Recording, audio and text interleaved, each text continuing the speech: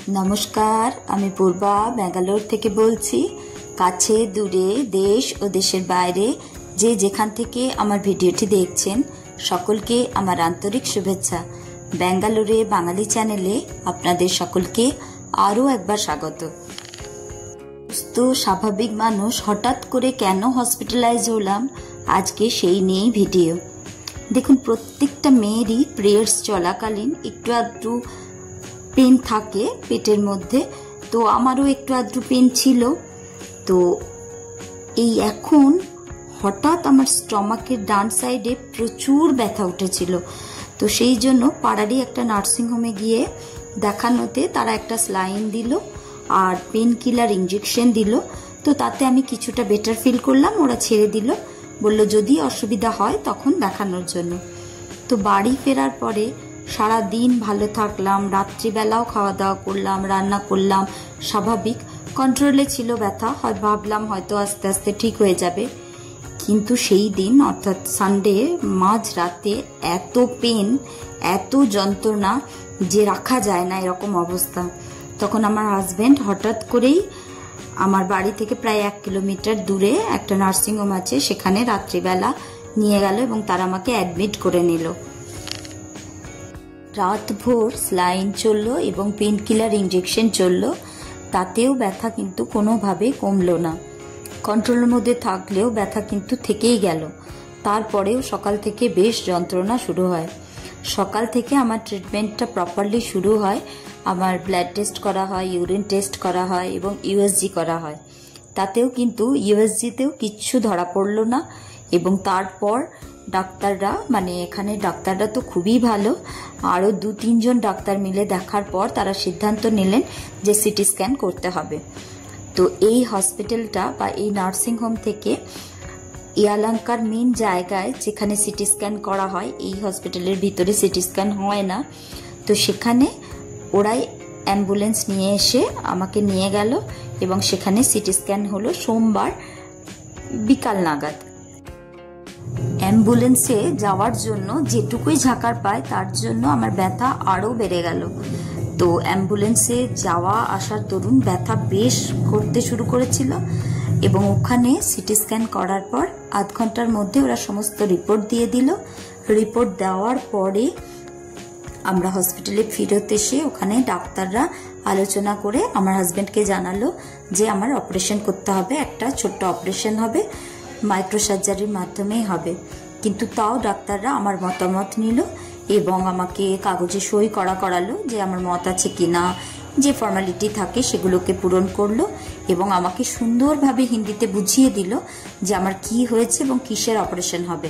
তো আমি খুঁটিয়ে খুঁটিয়ে প্রত্যেকটা জিনিস যখন জানছি, কোনো বিরক্ত নেই, কিচ্ছু না। এখানকার ডাক্তাররা এত ভালো এবং এত সুন্দরভাবে আমাকে বুঝিয়ে দিল, কোনো বিরক্ত করলো না, কোনো কিচ্ছু বাধা দিল না, আমাকে আবারও রিপিট করে করে বোঝালো এবং আমি ভয় পাচ্ছিলাম।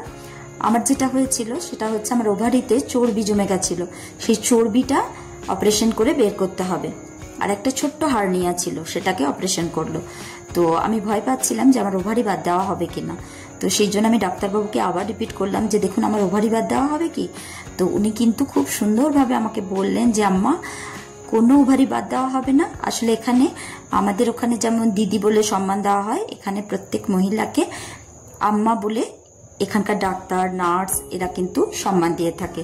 তো উনি খুব সুন্দরভাবে আমাকে বুঝিয়ে দিলেন। তো আমি একটু আশ্বস্ত হলাম। তারপর আমাকে অপারেশনের জন্য রেডি করা হলো। রেডি করার পরে 7টা নাগাদ আমাকে অপারেশন থিয়েটারে ঢোকানো হলো এবং মাইক্রো সার্জারি করা হলো আমার। তারপর আমাকে আইসিইউতে দিয়েছিল, 2 দিন মতো আইসিইউতে ছিলাম, 1.5 দিন মতো। তারপর এই আমরা একটা সিঙ্গেল রুম বুক করেছিলাম, কিন্তু ওদের কাছে সেই মুহূর্তে সিঙ্গেল রুম ছিল না, ডবল বেডের রুম ছিল। তো সেই ডবল বেডের রুম থাকলেও মানে আর একটা বেডে কোনো পেশেন্ট ছিল না, তো একটা সিঙ্গেল রুমই আমাদেরকে দেওয়া হয়েছিল। আর এই যে দেখুন রুমটা দেখলেন, বাথরুমটা দেখলেন, বাথরুমটা দেখানোর উদ্দেশ্য একটাই, যেখানে পিজি বলুন, হসপিটাল বলুন, হোটেল বলুন, বাড়ি বলুন, এখানে সব মানুষরা প্রচণ্ডভাবে বাস্তুশাস্ত্র মানে। এবং বাথরুমে লক্ষ্য করলেন কি না জানি না, বাথরুমে নীল মগ নীল বালতি, বাস্তুমতে বাথরুমে নীল মগ নীল বালতি রাখতে বলা হয়। যেখানে হসপিটালেও কিন্তু এই বাস্তু জিনিসগুলোকে খুব মেনটেন করে এরা। তো এই অপারেশনের পরে আমাকে একটু হাঁটতে বলেছিল। প্রথম 2 দিন তো নার্সরা ধরে ধরে একটু হাঁটালো, তারপর আজকে আমি নিজেই একটু হাঁটছি আস্তে আস্তে। আর আমার হাজব্যান্ড যেহেতু 2 দিন ছুটি নিয়েছিল, আজকে মান্থ এন্ড, তাই এখানে এই বাড়ির লোকের থাকার একটা আলাদা বেড থাকে। তো যেহেতু এটা একটা সিঙ্গেল রুম, কোনো অসুবিধা ছিল না, ওর থাকার জায়গা ছিল। তো রাত্রিবেলা ও ওখান থেকেই ওর মান্থ এন্ডের কাজটা করলো। তো আমি যতক্ষণ জেগেছিলাম ততক্ষণ ও আমার কাছে বসেই কাজটা করলো। তারপর এদিকের পর্দাটা টেনে লাইট অফ করে দিয়ে ওই দিকের বেডটাতে ও কাজ করেছে।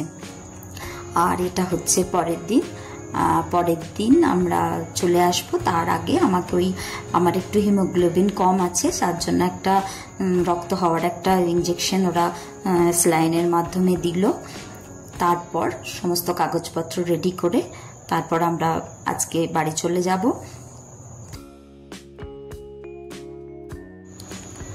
এই রুমের যে জানালাটা আপনারা দেখবেন, এক্ষুনি দেখাবো, হসপিটালের ঠিক সামনেই যে ওয়ান ওয়ে রাস্তাটা দেখছেন, এটা হচ্ছে আমার বাড়ির সামনের যে ওয়ান ওয়ে রাস্তাটা, এই ওয়ান ওয়ে রাস্তাটাই হচ্ছে এই রাস্তা। এই হসপিটাল থেকে আমার বাড়ির দূরত্ব হচ্ছে 1 কিলোমিটার। এই নার্সিং হোমটাতে আমরা ভর্তি হয়েছি, তার কারণ হচ্ছে একদম বাড়ির কাছাকাছি। এখানে আমাকে দেখার জন্য বা সেবা যত্ন করার জন্য আমার হাজবেন্ড আর ছেলে ছাড়া যেহেতু কেউ নেই, সেই সূত্রে আমরা কাছের নার্সিং হোমটাকে বেছে নিয়েছিলাম। আর এই ব্যাঙ্গালোরের মতো কস্টলি জায়গায় নার্সিং হোমে ট্রিটমেন্ট করানো প্রচুর ব্যয় সাপেক্ষ, সাধারণ মানুষের জন্য খুবই কষ্টকর। কিন্তু আমার হাজবেন্ডের অফিস মেডিক্লেম থেকে আমরা টাকা পেয়ে যাব। মেডিক্লেম থেকে ডাইরেক্ট এই নার্সিং হোমে টাকা পে করে দেবে। শুধুমাত্র এই যা খরচা হয়েছে তার 20% মতো আমাদেরকে দিতে হয়েছে। তো যাই হোক, হসপিটাল খুবই সুন্দর, নার্সিংহোমটি খুবই সুন্দর, পরিষ্কার পরিচ্ছন্ন, এবং এরা খুব হাইজিন মেনটেন করে। খুব ভালো হসপিটাল। এই যে ঈশ্বরের কৃপায় সমস্ত বিপদ কাটিয়ে হাসি মুখেই বাড়ি ফিরছি। আর বাড়ি ফিরে আমার বড় ননদের মেয়ে, বড় ভাগ্নি মণি, ওরা এই ব্যাঙ্গালোরেই থাকে। ব্যাঙ্গালোরে মার্থালি নামে একটা জায়গায় থাকে। মনির বর এখানে এয়ারফোর্সে চাকরি করে, সেই সূত্রে ওরা বেশ কয়েক বছর ব্যাঙ্গালোরে আছে। তো আমি অসুস্থ জেনে ও দেখতে এসেছে, সেই দিনেই এসেছে। ওরা প্রথমে হসপিটালে এসেছিল, হসপিটালে পায়নি, তো বাড়িতে এসেছে। মামিমা অসুস্থ, করার কিছু নেই, মনিকেই রান্না বান্না করে খেতে দিতে হলো। আর প্রিয়াংশু আর মনির ছেলে ওরা আগেই খেয়ে নিয়েছে, একটু ঘুরে এলো ওরা। আমার এখন এভাবেই দিন যাবে। আমার হাজবেন্ডকে এই বাড়ির কাজ, রান্না বান্না, নিজের ডিউটি সমস্ত কিছু করতে হবে, কিছু করার নেই। আমি সুস্থ হওয়ার পর ধীরে ধীরে আবার স্বাভাবিক জীবনে ফিরে আসব। তো আজ এই পর্যন্তই। ভালো থাকবেন, সুস্থ থাকবেন। খুব তাড়াতাড়ি আবার দেখা হবে। আমি আমার কিভাবে অপারেশনের পর ডায়েটে রয়েছি, কিরকম ভাবে দিন কাটাচ্ছি, এই নিয়ে পরের সপ্তাহে আবার দেখা হবে। আজ এখানেই শেষ করলাম।